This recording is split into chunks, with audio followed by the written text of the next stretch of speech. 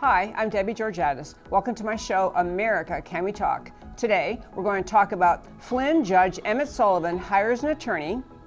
K.T. McFarland joins me to talk about her new book, The FBI's Behavior and Trump's Presidency, why they call it ObamaGate, and Biden's racial reveal. And of course, I'll tell you why these stories matter to you. Stay tuned.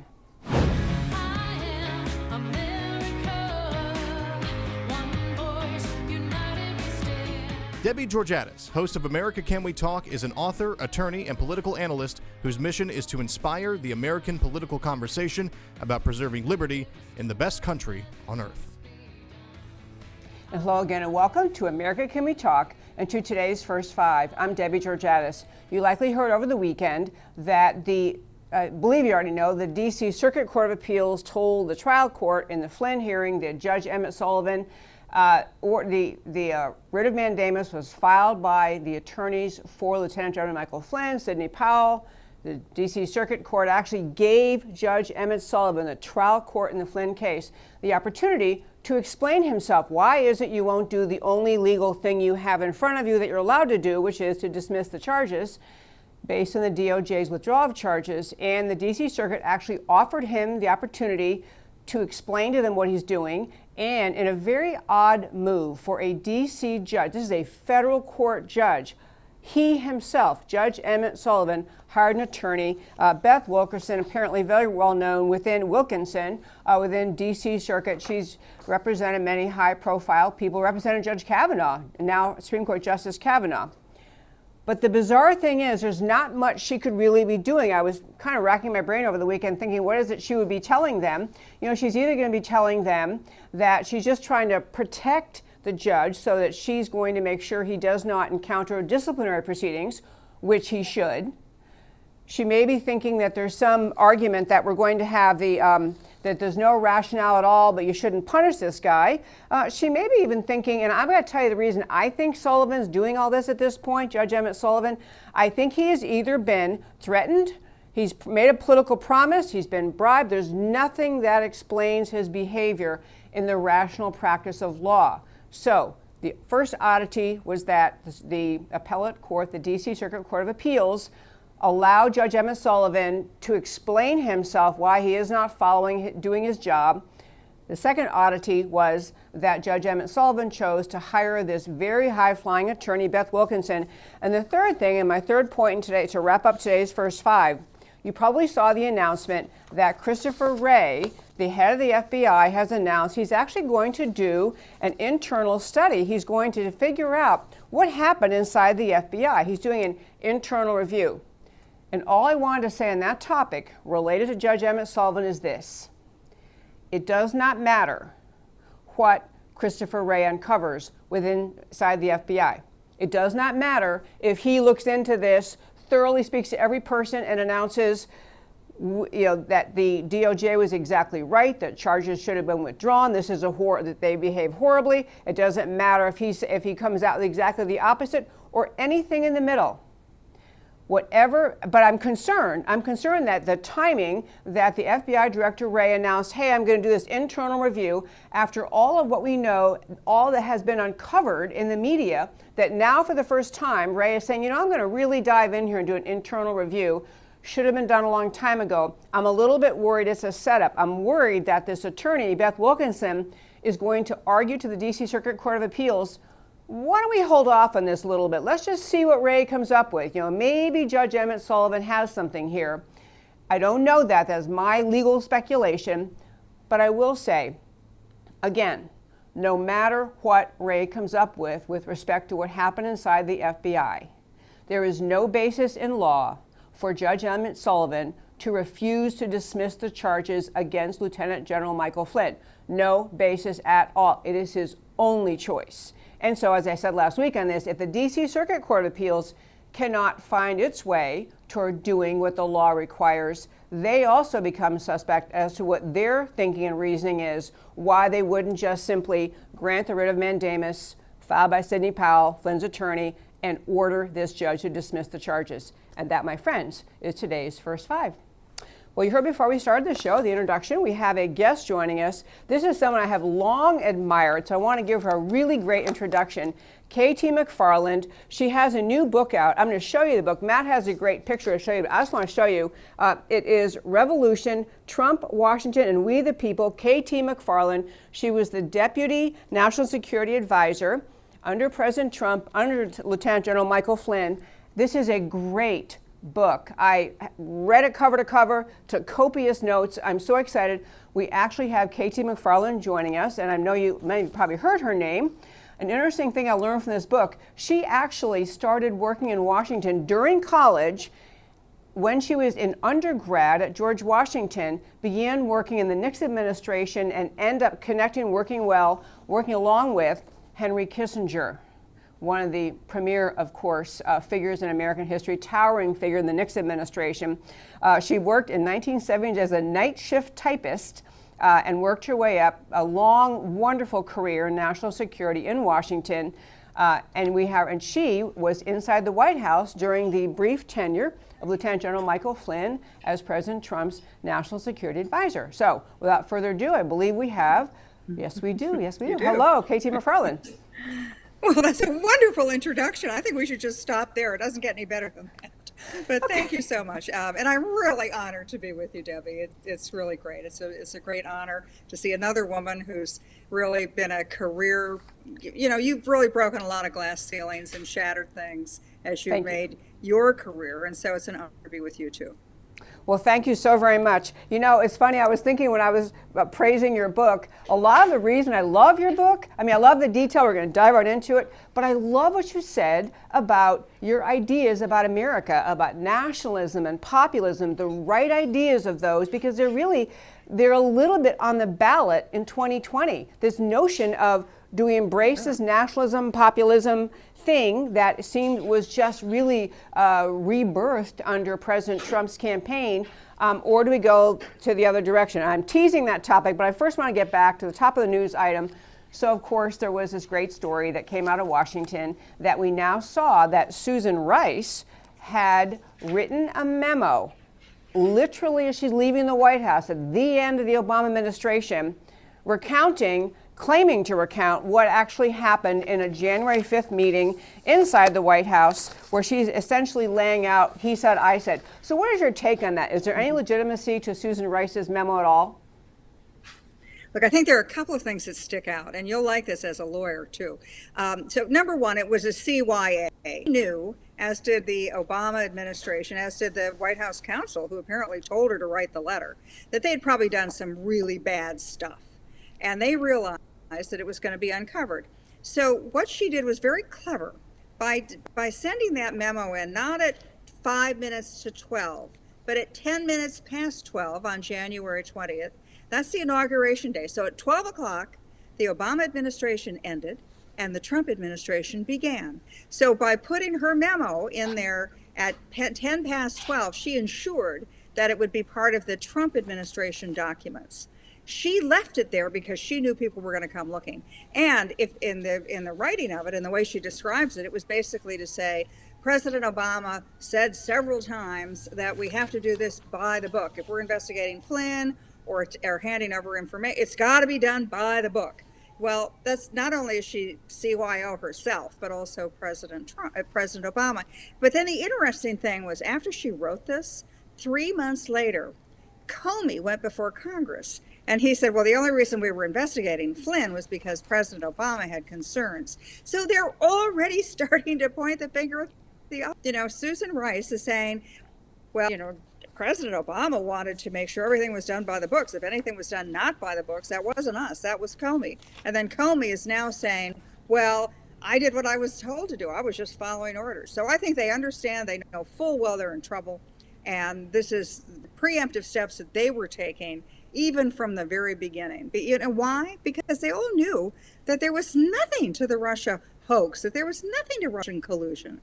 And yet they wanted to perpetuate that myth, and they were going to use that, and they did almost successfully, to stop President Trump in his tracks. So he couldn't deliver the campaign promises that he made. Now, he ended up delivering on the campaign promises, but they tried their hardest to hamstring him before he even walked in the door.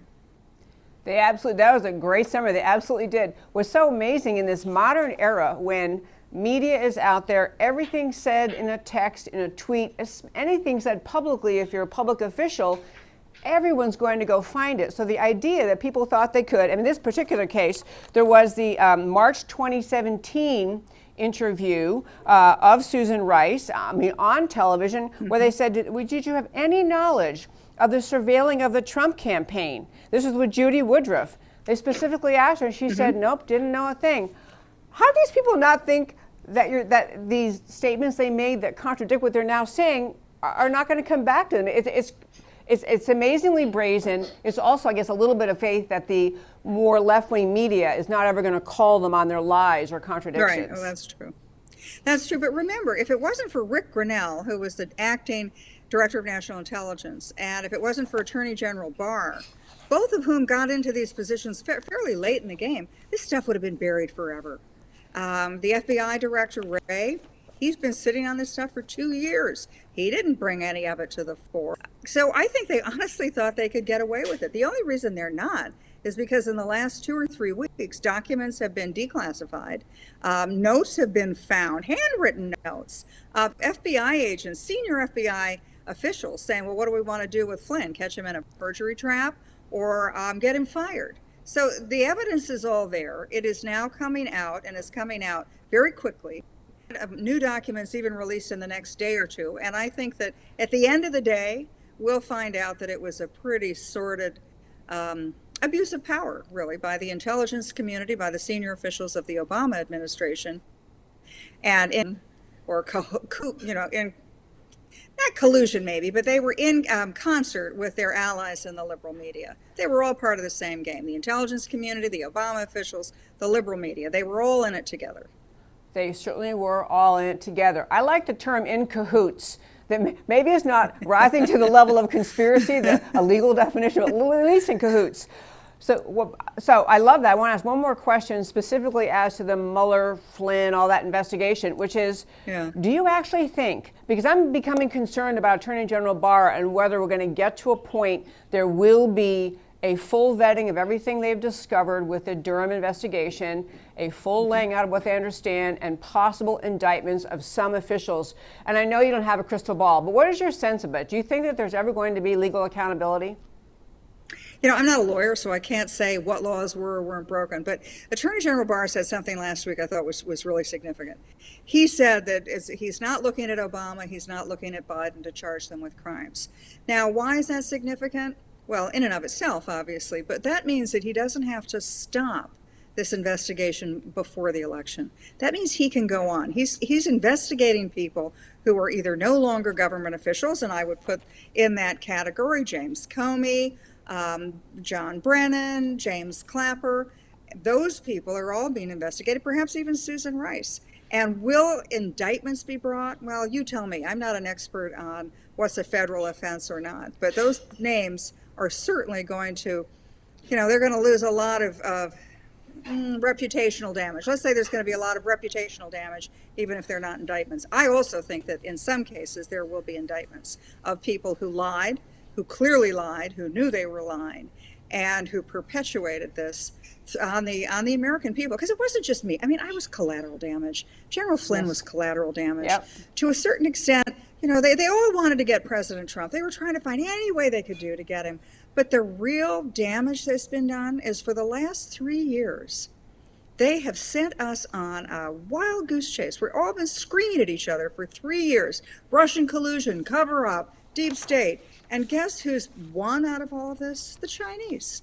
They've exploited our divisions while we were sleeping or while we were fighting with ourselves. What have they done? Just look at the virus. Not only that, but it's all the economic steps that they've taken, the military steps that they've taken. And so I really think that because the American people were so sidetracked and sort of pushed into a different direction, that we all took our eye off the ball. And that's the real long-term damage, not just to a few individuals. And President Trump, he's tough as nails. He'll be just fine. But it was we've lost valuable time in the nation. I want to come back to that point because I love that point. I think it's exactly right. It's an astonishing thing to see a president who really ran on a country-changing agenda, a course-correcting agenda, specifically speaking even during the campaign about China, and so much occurring all during his presidency, and yet what filled most headlines and most talk shows was the latest little hint of maybe what Mueller might have found and maybe what so-and-so might have said. But I want to turn, I have to tell you, you don't know our show very well, but I talk a lot very favorably about President Trump. I was not a supporter in the primary. I'm a good Texan, and we got behind Ted Cruz, and I still love the guy. But I have come to so deeply appreciate President Trump's role in this country, his place in history. So I want to start with, because he came from, as everyone knows, he came from the business world. He wasn't a political type. He said in a recent interview he'd only been to Washington 17 times in his life before he got there to join. So I wanted to start with, you actually wrote about and talked about when he was in the campaign. He is in a debate. He had a debate with Hillary. Apparently, the pundit said he didn't seem so strong on national defense or national security. So you were part of a team that sat down with him between, I'm smiling thinking about it, the first debate and the second debate to help him get up to speed on national security issues. You were assigned China. Can you just tell our listeners about that? Well, I should preface it by saying I have briefed presidential candidates for decades. And I know, and I've been briefed myself, so I know what a briefing is, and I know what debate prep is. And I also knew that Hillary Clinton, in preparation for the second debate, she had sort of gone off the grid. She was working with her advisors. She was getting, murder boarded, it's called. She was really preparing. So Trump, as you said, in his first debate, well, and so for the second debate, which was supposed to be on foreign policy, everyone assumed that, well, Hillary Clinton, that's her forte. She's just going to clean the floor with him. She's going to wipe him out. And so about a dozen of us were brought to Trump Tower to talk to President Trump about these. Now, I thought at first I was one of dozens of groups he's meeting with. It was pretty clear when we got into Trump Tower, we were it. It was the 17 people sitting around the room that were going to brief Donald Trump for 1 hour on all the foreign policy issues. So, in preparation, we'd each had our topics. Somebody had Russia, somebody had nuclear weapons, I had China, somebody else had Europe. So we start, and Senator Sessions was leading the debate, or leading the meeting. And so he had his checklist. We all had our checklist, and he'd turn to each of us and start saying, well, I'm introducing, here's KT McFarland. She's going to talk about China. I got 3 sentences out, and Trump starts interrupting. So he says, well, what about the trade balance? What's their GNP growth? How does this affect Germany and the trade with Germany? So I'm thinking, oh my God.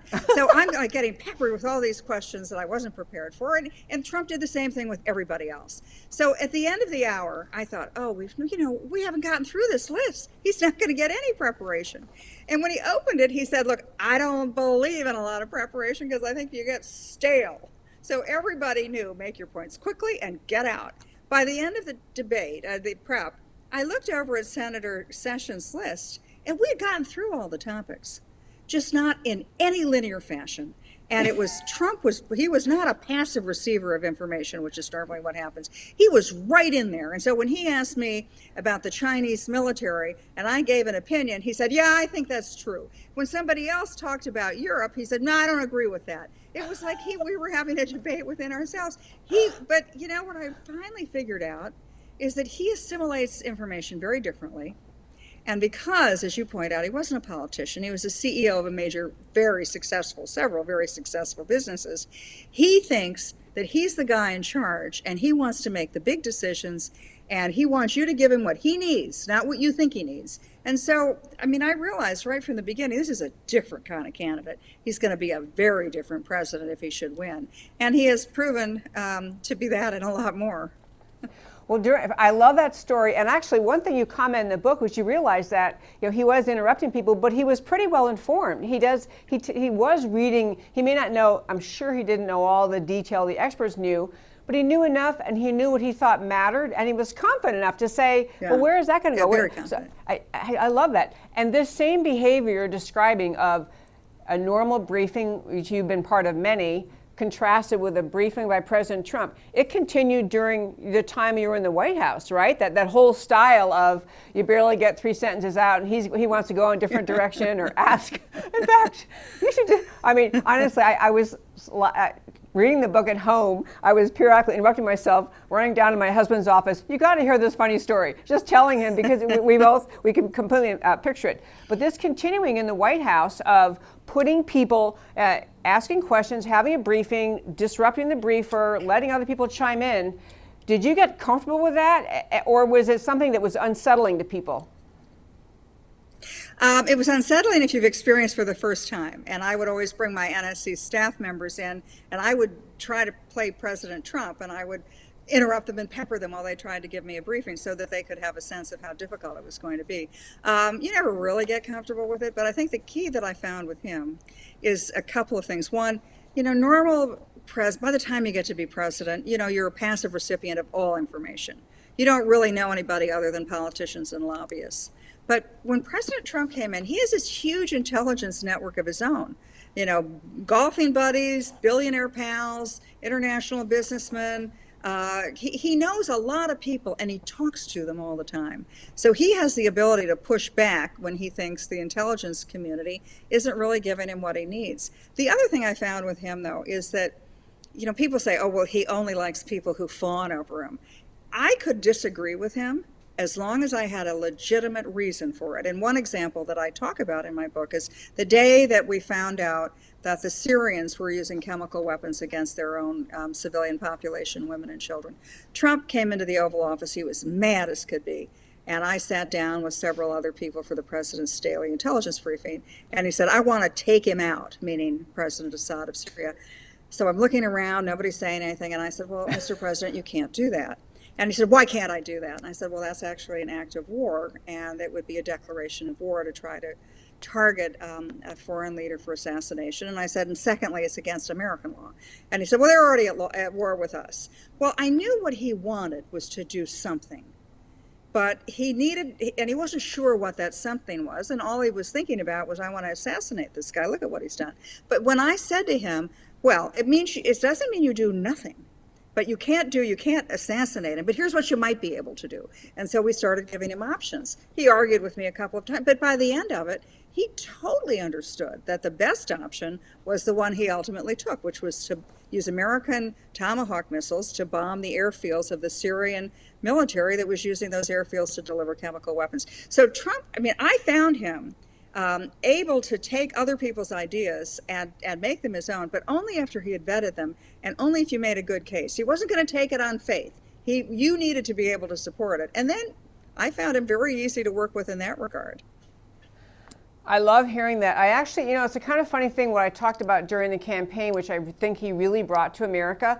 He's not a traditional, I'm a lawyer by background and very logical and very conservative. I like bullet point arguments. He just loves America. He loves the idea of America. He loves the strength of America, that whole feel. And it really inspired in the American people that same sense. Like, yes, why aren't we all loving America more? Why do we hear so much denigration of the idea of America and the culture of America and the success of America? So he regenerated that love of America. I want to get to that populism thing, but two other things I just found really insightful about him in your book, and I appreciated reading about. So when presidents who've been long-term politicians in Washington finally arrive at the White House, they have a bank, they have a deep bench of connections and people they knew and people they can bring in. And you went through the transition phase with this president where he had very few people to turn to like that. And so can you describe a little bit of how the transition phase worked and how significant was it that he didn't have the political deep bench to help him get started? Well, part of it was that the traditional Republicans, the Romney Republicans, the George W. Bush, the Jeb Bush Republicans, a lot of those foreign policy and other experts said I would never work with Trump. They were called never Trumpers. So they were ineligible. And so when President Trump came in, he didn't want those people anyway. He thought they were responsible for a lot of the mistakes that we've made economically and in foreign policy in the last 20 years. So he wanted new people. But in the wanting of new people, he didn't have that big bench. So on the first day of the transition, I walked into the transition offices in Washington, and there were hundreds of desks that were waiting for the Hillary Clinton transition team, and we didn't have anybody to fill more than about 15 of them. So part of the problem there was that then people who thought they should have had those jobs, either in the Clinton administration or the Jeb Bush administration, were very quick to criticize Trump and leak and anonymous sources. But when I then went back up to Trump Tower and sat down with Reince Priebus, who was going to be chief of staff, and several others, I said, well, here's how the White House works. And it dawned on me as I was talking to them that, gee, none of them were from Washington. None of them had been in the White House before. They hadn't worked in the West Wing. In fact, most of them hadn't even been on a White House tour.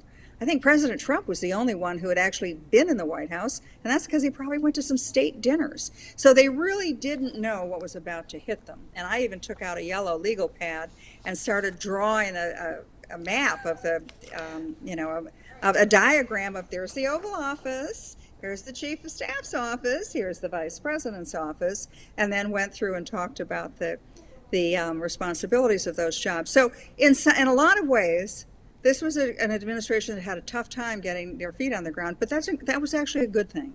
Because if they had hired the same old people, the same old ideas, and the same old stuff that had failed, economically had failed, we had failed to protect American interests abroad, either security interests or economic interests, and Trump would have had the same old policy. So I think this was the price of admission. He needed to get new people with new ideas who would follow his lead, and it took a little while to get it organized. But in the end of the day, he got what he wanted. I think the team he has now is very much the people that he wants. He likes his attorney general, he likes his chief of staff, his national security advisor, secretary of state. They're all terrific, and they really understand Trump's agenda, and they're supporting him. Not trying to fight against him and tell him that he's not smart enough to be president.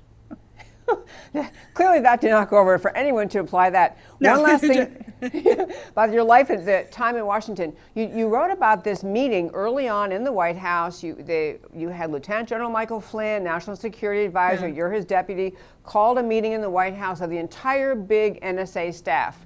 And one of the questions you got was, what does he mean by America first? I thought that was so revealing that you be someone working in the White House and you would be political enough to be in any way involved in the NSA, and you have a new president and they had no idea what he was talking about. I found it kind of alarming, and yet at least they were brave enough to ask. So can you just kind of give your sense, or how you answer your sense of what you think Donald Trump meant by America first? It was a great answer in your book. Well, I think the question, by the way, was quite snarky, because there was a movement before World War II of American isolationism, and it was called America First. So when I addressed the question that the staff members of the 400 members of the National Security Council staff, and I said, look, if you think that Donald Trump is referring to some World War II movement, he doesn't even know what it is, and if he did, he wouldn't care. But what Donald Trump cares about is putting America's interests first. And for decades, the United States had put the interests of other countries first. And they did it for a couple of reasons, because after World War II, the European countries and the Asian countries were broke. They were bankrupt. They were devastated. So the United States, with the Marshall Plan and other programs, we tried to build up their economies at the expense of our own often, and we shared the dominant expenses and put in the majority of resources for our mutual defense treaties. And it was never done so that we would do it permanently. We weren't going to underwrite the whole world forever, but it was done until they could get themselves on their feet. And they did. And yet, we never recalibrated those agreements. So when President Trump came in and he talked about NATO, why was the United States continuing and still putting 75% of the expense of NATO, why were we paying for it when it was really to defend the European countries? Similarly, he went to the Chinese and he said to them, look, we helped you get on your feet, and we gave you preferential tariffs, and you've taken advantage of us. And at the same time, we want to recalibrate our relationship and our tariffs. And the Chinese said, oh, no, just like the Europeans. They didn't want to change anything. They were delighted to be freeloading and free riding along. And so that's why I think President Trump understood that you have to start putting America's interests first, that the day is long gone when we can support and pay for everybody's everything, because it was having an enormous effect, negative effect, on the American economy and the American security. And I think that's driven him the whole way. It's not just American interests, but we've been taken advantage of. And we don't want to have no treaties. We don't want to have no allies. We just want to have a fair situation with them. And it's about time. And sure enough, all of the allies have actually come around. It's taken a couple of years, but they have. And I think the Chinese, up until the virus, I think even the Chinese had come along. So as I was mentioning at the start of our interview and in talking about your book before you came on, I thought among the many great themes you covered several times and defined well were these ideas of what's kind of back on track in the American political conversation is what is the right sense of nationalism, the right sense of populism, because those are they were really reinvigorated by the Trump campaign, and they are among the concepts in America that the left just eviscerates and attaches very false ideas to. So just share with us your sense of what you say you embrace, the nationalism and populism. What do you mean by that?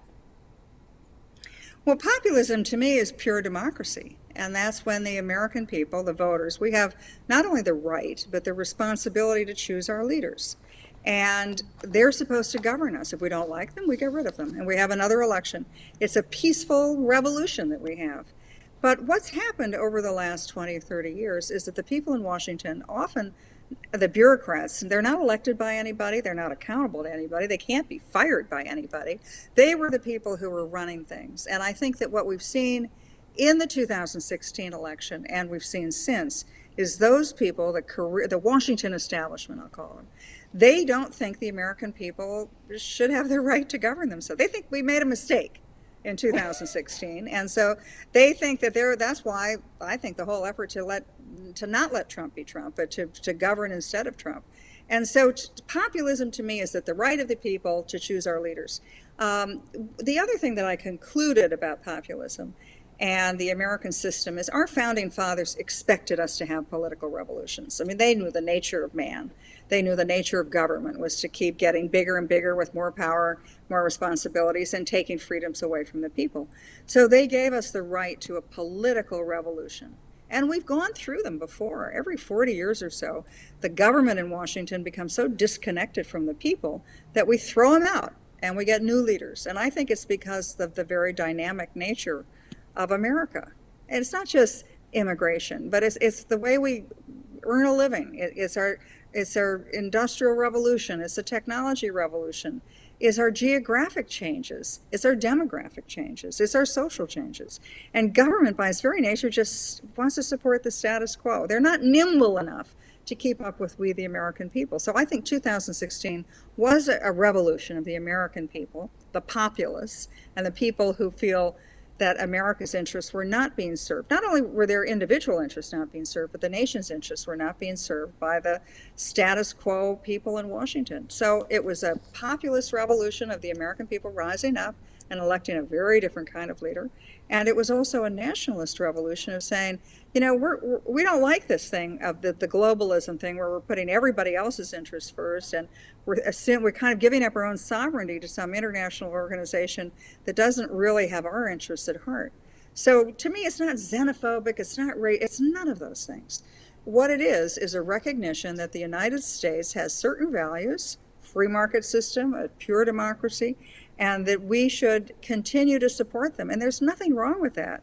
And the people who have us feel ashamed that we love America, ashamed that that the people of America have risen up to tell the elites to go packing, I think is part of the real problem. They don't understand. They're so in their little bubble of elitism that they don't think that the American people are smart enough to govern themselves. I think they're wrong.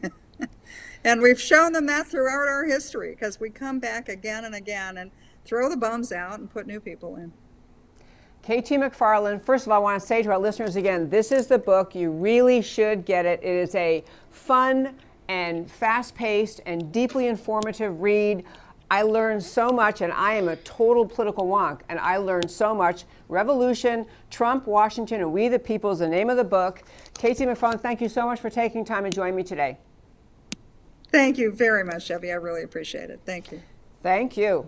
Folks, I'm telling you, you can get it on Amazon, by the way. I got mine on Amazon as soon as I realized I could connect with her. I just can't urge you strongly enough. Full of information. We could have talked for a couple of hours. But I'll hit two other quick stories today. One is, I want to talk to you about this. I use this, name this segment, Why They Call It ObamaGate. And I want to make an argument to you, not just about the fact that there was this super secret meeting in the Oval Office on January 5th, 2017, just a few weeks before President Trump was to actually be inaugurated and become president.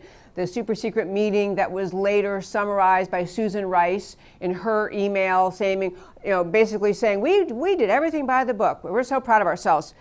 But the concept of ObamaGate is really deeper than just what happened at that meeting or whether certain people inside the FBI and the DOJ chose to engage in nefarious activity in, first of all, spying on the Trump campaign, misusing the power they had in the national security agencies, engaging in duplicity in order to get warrants issued from the FISA court.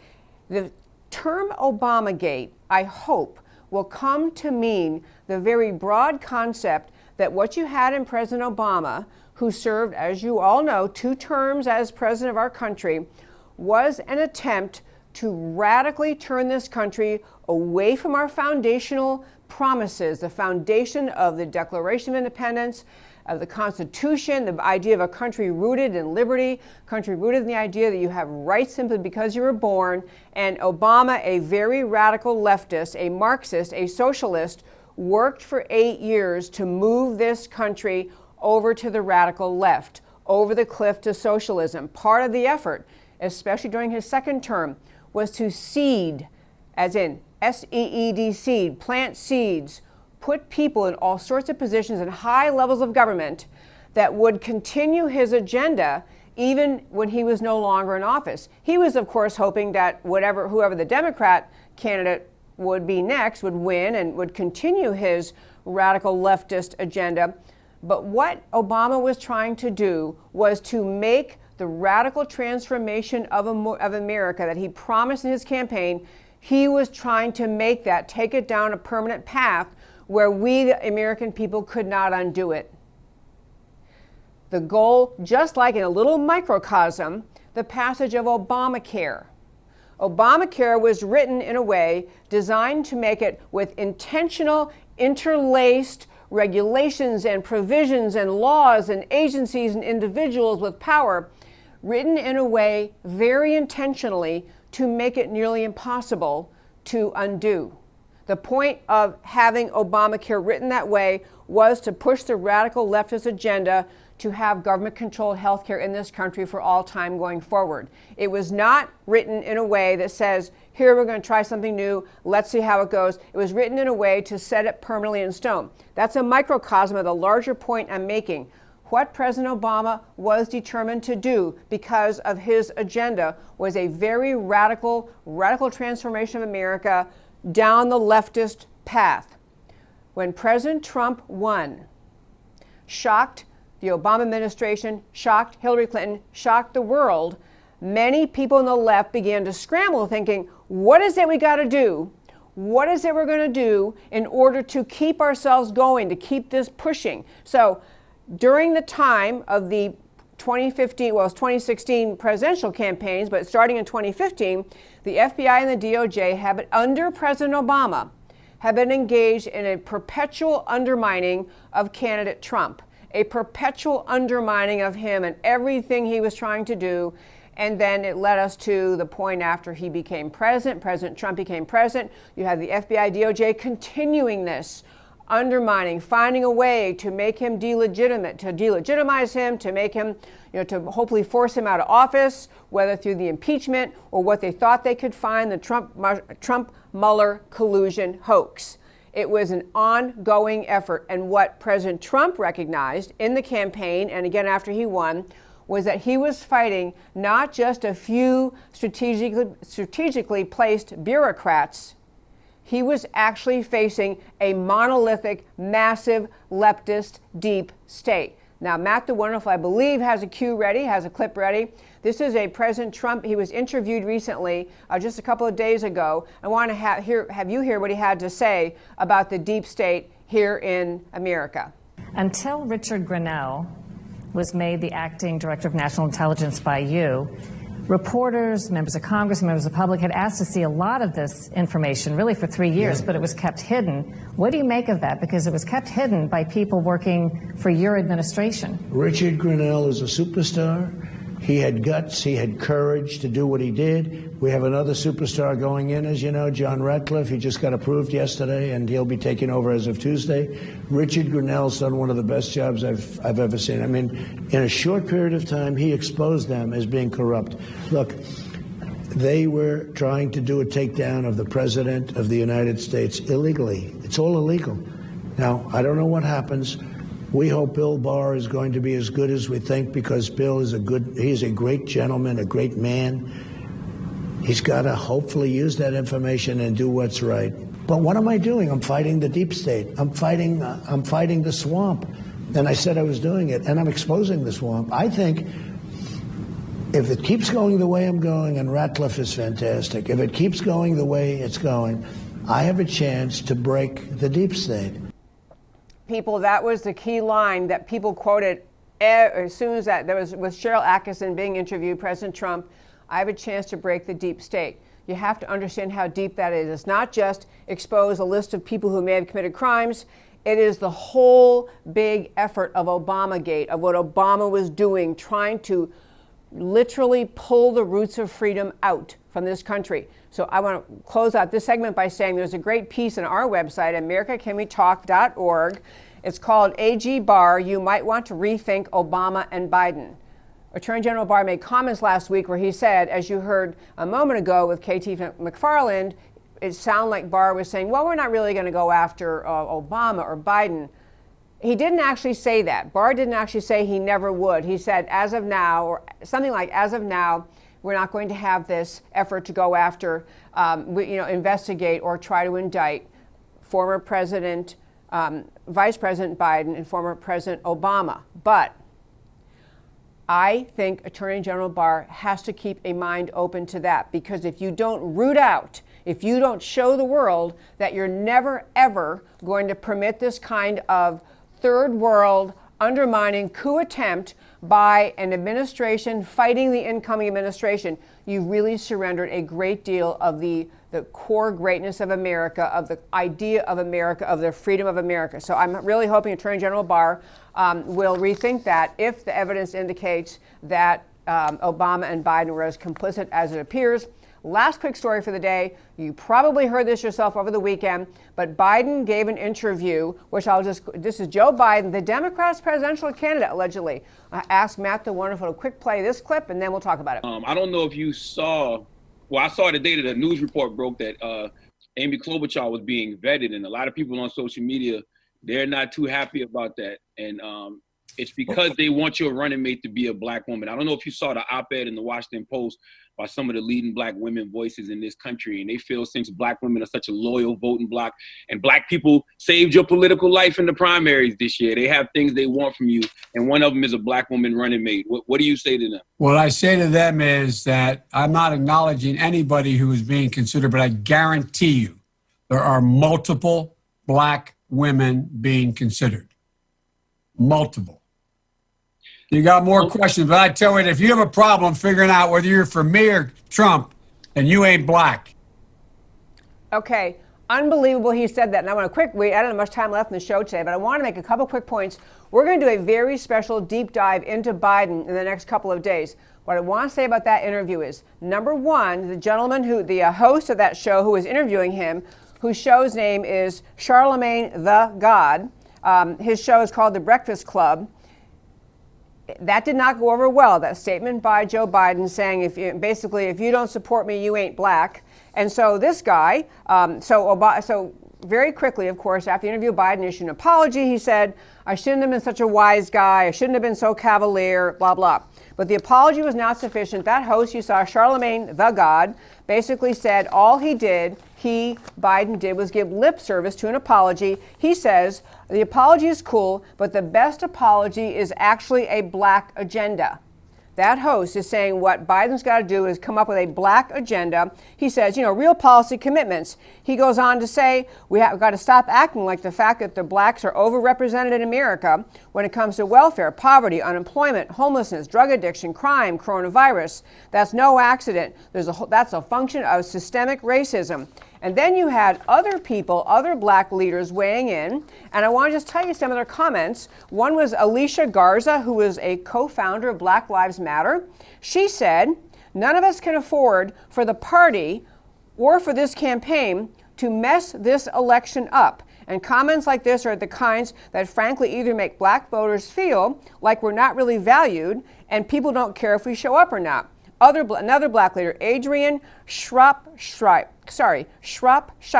executive director of Black PAC, said, the first thing I thought was to what degree did this turn off those voters and how much more work the rest of us are going to have to do to convince people that it's worth their time and efforts. People, I just want to say this about that.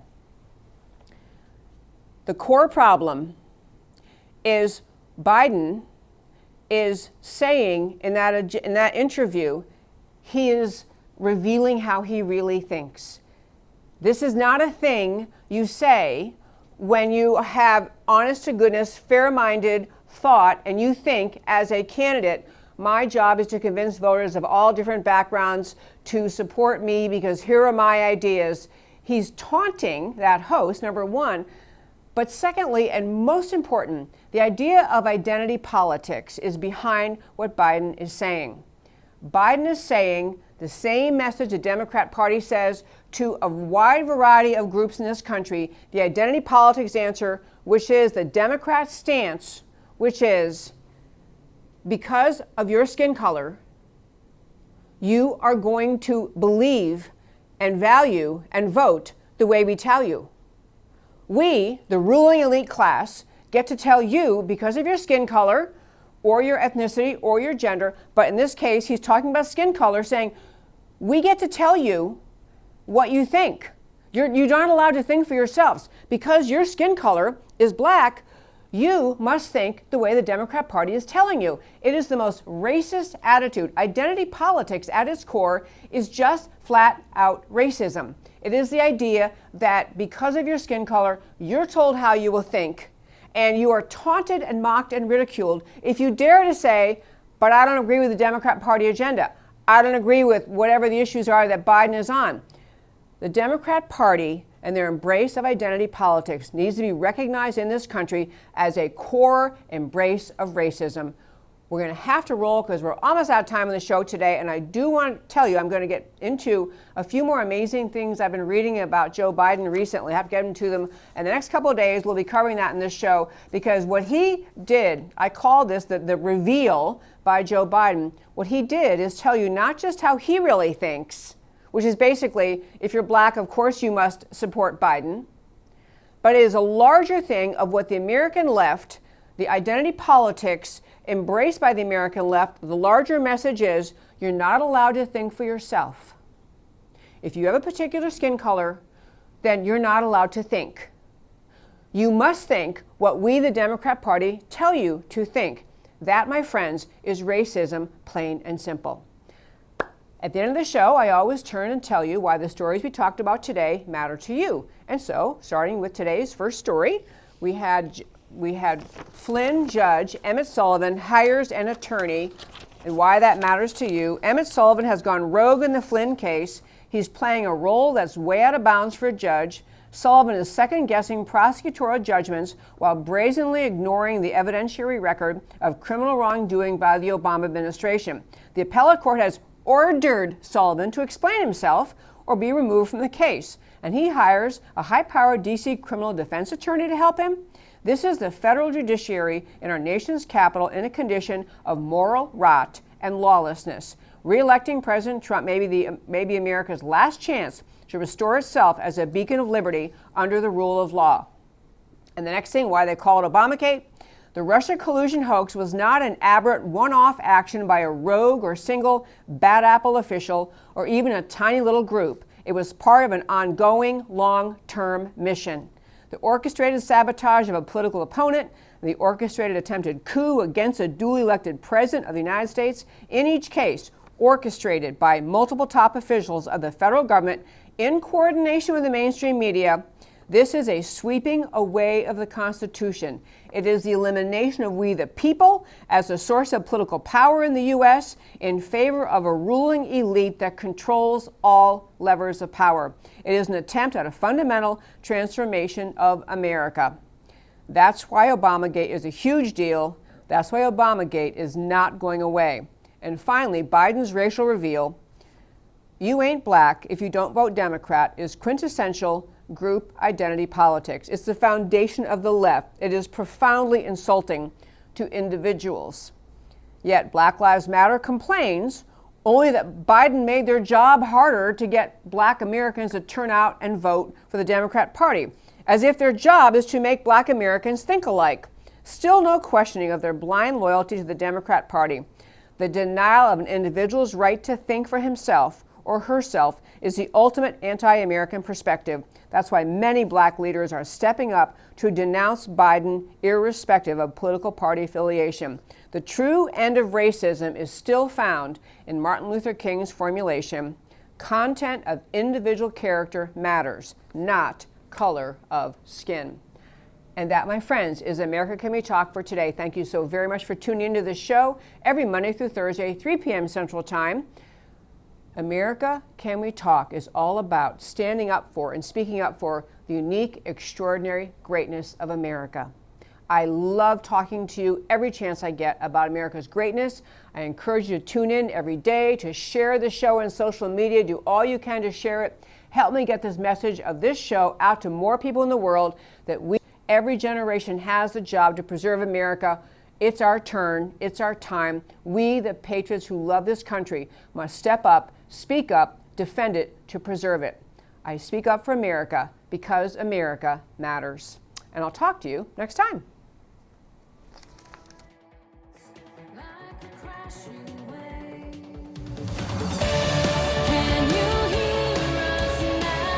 America Can We Talk? Truth about America. Can you